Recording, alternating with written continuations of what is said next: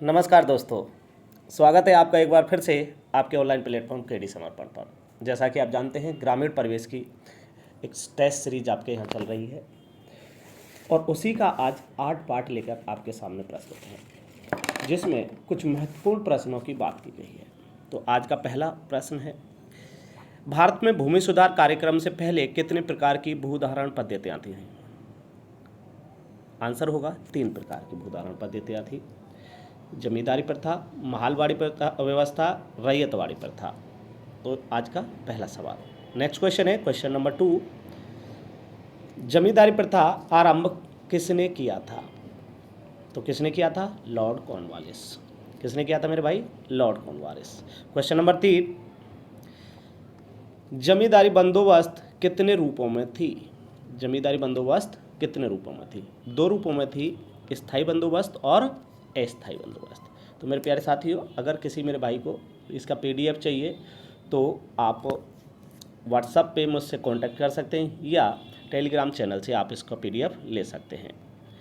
Next question है, महालवाड़ी व्यवस्था किसके समय में लागू की गई? तो लॉर्ड विलियम बेंटिक। किसके समय में लागू की गई? Lord William Bentinck. Next question है क्वेश्चन नंबर 5, महालवाड़ी व्यवस्था सर्वप्रथम कहाँ लागू की गई थी?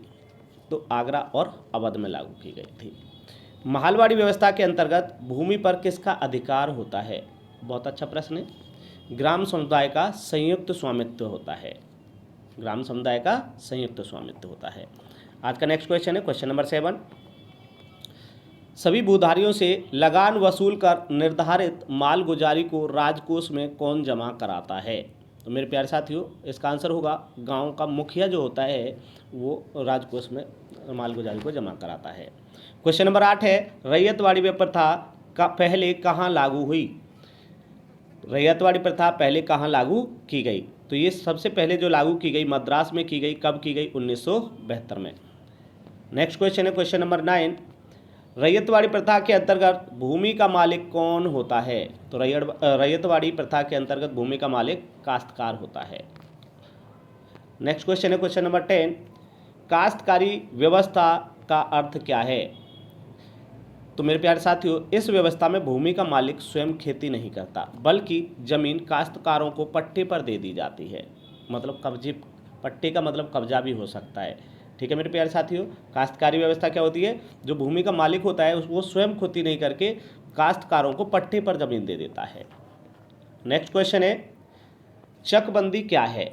तो यह एक ऐसी व्यवस्था है जिसमें किसानों के बिखरे हुए खेतों को एक स्थान पर इकट्ठा कर दिया जाता है। ठीक है मेरे प्यारे साथियों, जिसका अलग अलग जगह खेत होता है उसे चकबंदी के दौर में सबको इकट्ठा, मतलब एक चक बना दिया जाता है। क्या बना दिया जाता है? उस सभी का एक चक बना दिया जाता है। उसी को चकबंदी व्यवस्था कहते हैं या चकबंदी कहते हैं। नेक्स्ट क्वेश्चन है, सहकारी खेती से क्या आशय है? तो मेरे प्यारे साथियों, यह एक कृषि प्रणाली है जिसमें भूमिधर के साथ अपनी जमीनी एक साथ मिलाकर संयुक्त रूप से कृषि कार्य करते हैं और वह अपनी ज़मीनों के अलग अलग मालिक भी बने रहते हैं। मतलब इसमें जो भूमिधर होता है, जो किसान होता है, जो ज़मीन मालिक होता है, वो सब अब एक साथ अपनी भूमि को मिलाकर संयुक्त रूप से कृषि करते हैं, लेकिन अपना मालिकाना हक उन्हीं के पास रहता है। उसे कहते हैं सहकारी खेती। नेक्स्ट क्वेश्चन है, सहकारी खेती कितने प्रकार की होती है? तो मेरे प्यारे साथियों, सहकारी खेती मुख्यतः 4 प्रकार की होती है। पहली है सहकारी काश्तकारी खेती, दूसरी है सहकारी सामूहिक खेती, तीसरी है सहकारी बेहतर खेती, चौथी है सहकारी संयुक्त खेती। तो मेरे प्यारे साथियों, सहकारी खेती मुख्यतः 4 प्रकार की होती है। क्वेश्चन नंबर 14, सहकारी काश्तकारी खेती किस प्रकार की होती है? तो मेरे प्यारे साथियों, इस प्रकार की खेती के अंतर्गत किसान मिलकर एक सहकारी समिति का गठन करते हैं।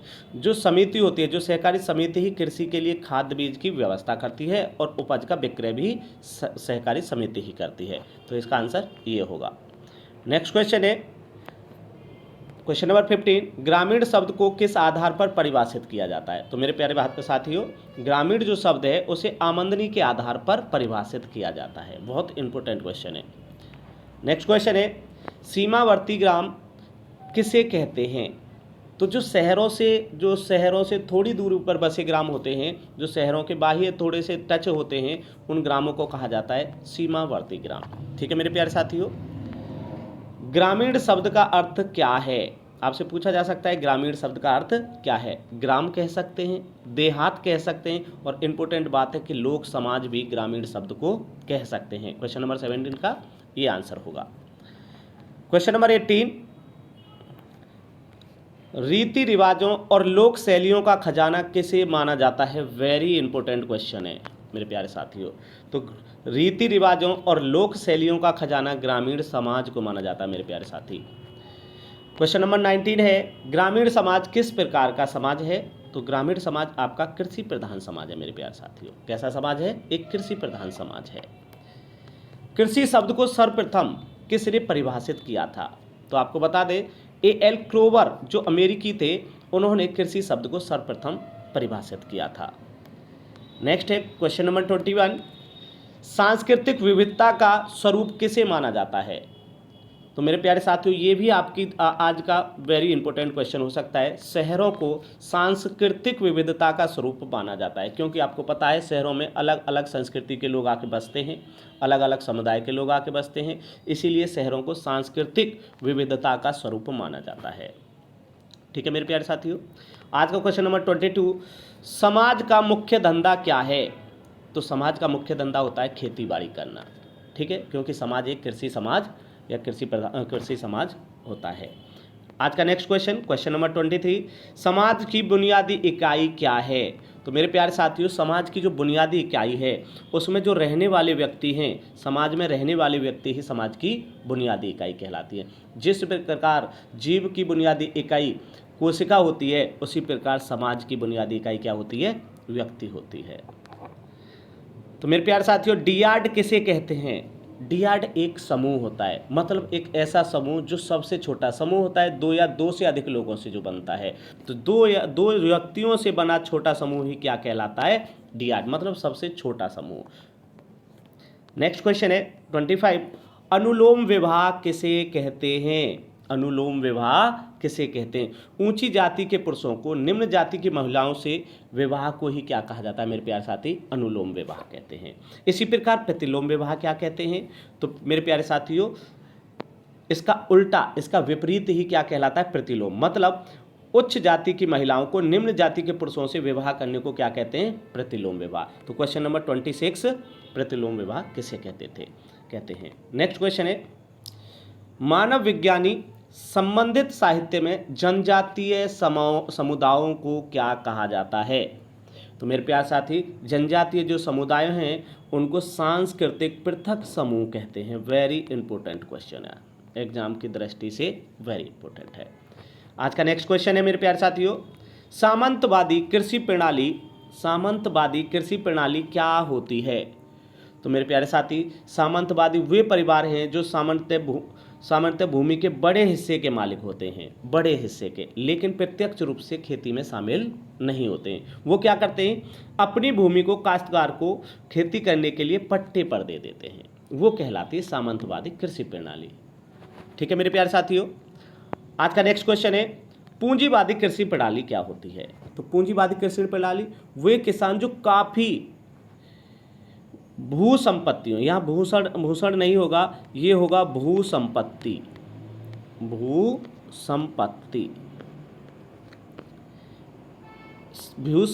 के स्वामी होते हैं या उसको नियंत्रित करते हैं। वे अपने खेत में खेतीबाड़ी श्रमिकों की सहायता से और स्वयं के निर्देशन में करते हैं।